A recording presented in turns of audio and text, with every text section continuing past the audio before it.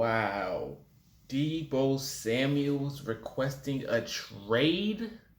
Like, this offseason has to be top 5 craziest off seasons in NFL history.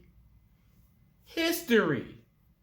It all started, well, it didn't start, but a lot of this had to do with Tom Brady coming out of retirement to start this, that had to do with this madness. It's like, what?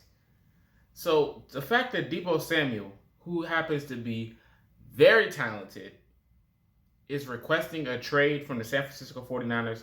And it's like you kind of seen this coming when you realize that Jimmy G isn't going anywhere. It's like you're not gonna start Trey Lance though. Like y'all just gonna let Trey Lance sit on the bench. Like you got him competing against Jimmy G. That's no competition. Trey Lance should be the starter. Like, what are we doing here? Jimmy G is a good game manager. I get that. But Trey Lance, I feel like he elevates that offense a little bit more than what Jimmy G is doing, especially if you got Deebo Samuel. And Deebo Samuel said, I want to be an actual wide receiver. I don't want to be a wide receiver running back combo, no athlete, no special talent. I just want to be a wide receiver. I respect that. I really do, because it can do a lot of damage on your body if you're doing more than one thing at different positions. So I definitely understand that. But then when you look at a team like the Indianapolis Colts, you go, we do got a running back, so we would not need you in the backfield. Plus, we got Naheem Hines, who could pretty much, can fill in that Cordell Patterson role, and you could be the wide receiver you always wanted to be. Because they did list the Colts as a potential shooter. But, that is just speculation because, Matt Ryan and talent and preferred destinations and being one of those teams that can, take the next leap. But then when you look at the New York Jets, who got like all this draft capital and actual, compensation for the actual do the deal, it'd be like, all right, let's be realistic. But, I wouldn't lose hope. Because if we could do this, I am all in on getting Deebo Samuel. I just want an offer. I just want the Colts to go out there and make an offer. I don't need to see, Chris Ballard's cheap. He's not going to do it. We don't have a first round pick in a draft. It's not worth it. It's not possible. So stop thinking about it. Look, I've seen the Super Rams. They have no draft picks, by the way. I've seen the Super Rams happen. I've seen the Super Tampa Bay Buccaneers. I'm all in. I've seen the Bills. They built up a stacked team. The Chiefs, they built up a stacked team.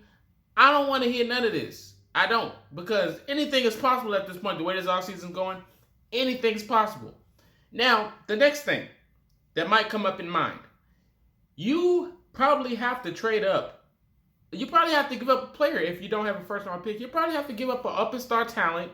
Now, when you look at what we did for the Yannick Ngakoue move, of course, he's not Deebo Samuel. But we wind up giving up a developing talented Rock Ya-Sin. Of course, we're not going to give up an offensive weapon because we're getting an offensive talent, unless it's like an offensive lineman of sort.